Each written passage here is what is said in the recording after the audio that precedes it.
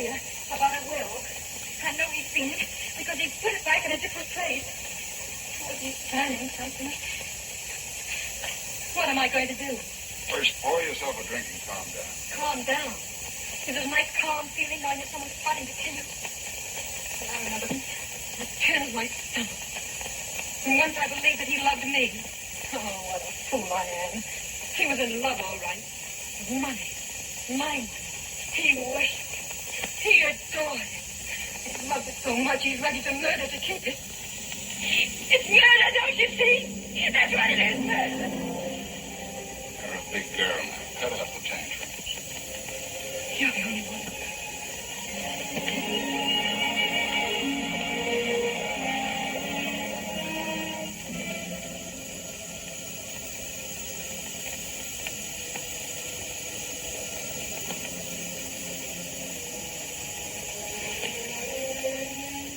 Now, where's that gun? I'll get it. Mix the drink, will you? There's brandy on the table. Here it is.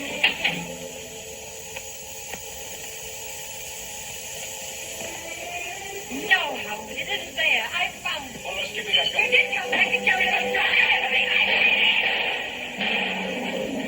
Crazy.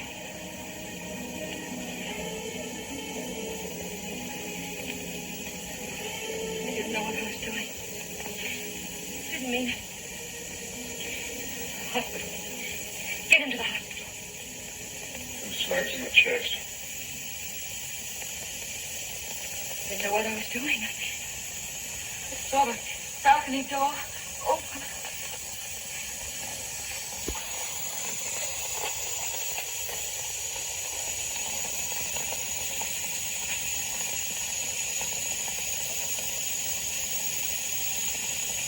What do we do? I haven't anyone else. He drove me to it. Well, you know that, Ed.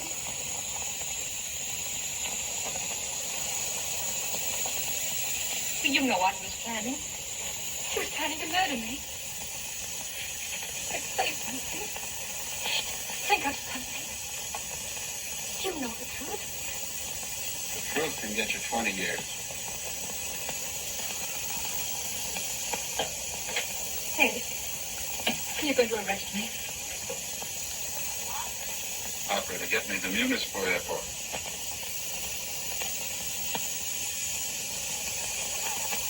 United Airlines.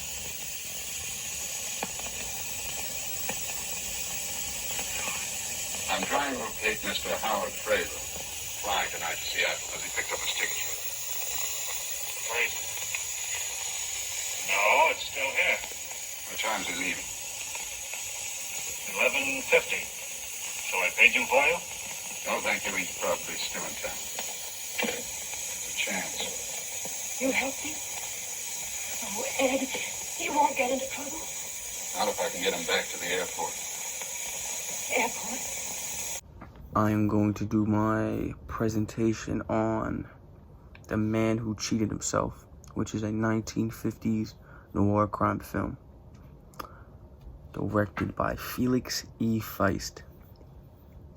It is about a woman, Miss Frazer, in the process of a divorce, who shoots her husband, Mr. Frazer, and gets a police lieutenant boyfriend, Ed, I don't know his last name, to help hide the body. And I just chose this film because I really liked it and it was very interesting. And I just find black and white films very interesting. And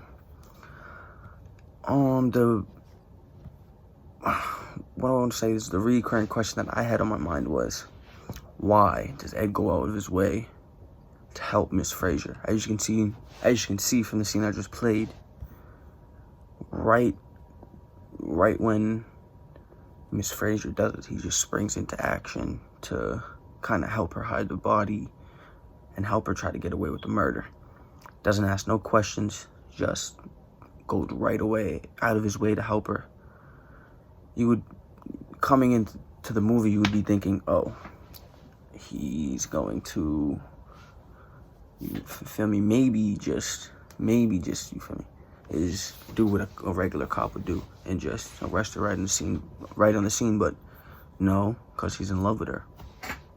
and being in love with her. He just does anything he can do, which comes to the answer to my question is, why does Ed go out of his way to help Miss Frazer? The answer is love.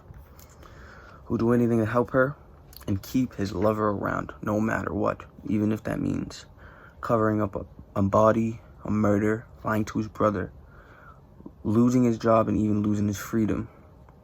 Love made Ed turn his life around.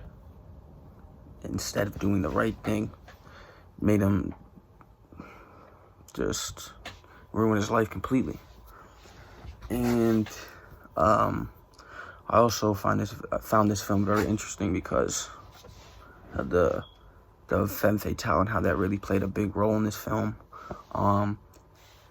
As you can see, that Miss Frazer was the femme fatale in this film. Clearly, she practically ruined Ed's life with not even no remorse. You can, as I was saying, Miss Frazer was the femme fatale in this film, clearly, because she just ruined Ed's life right from the beginning of the film.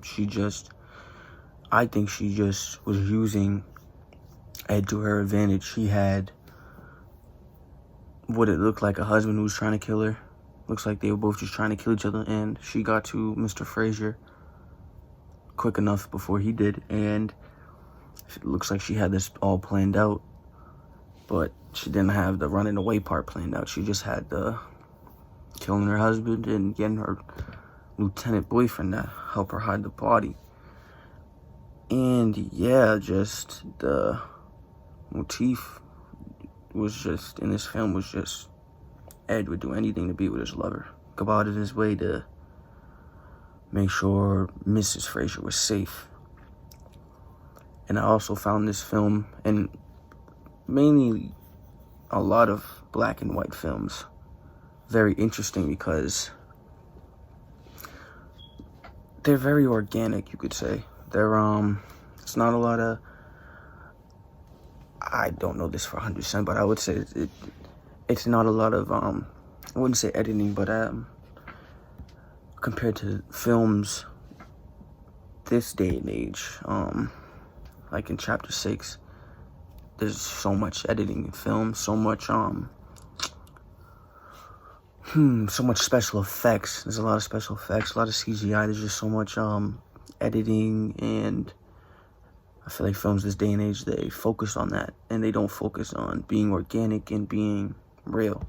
And that's what films, black and white films, really focus on, because they didn't really have that.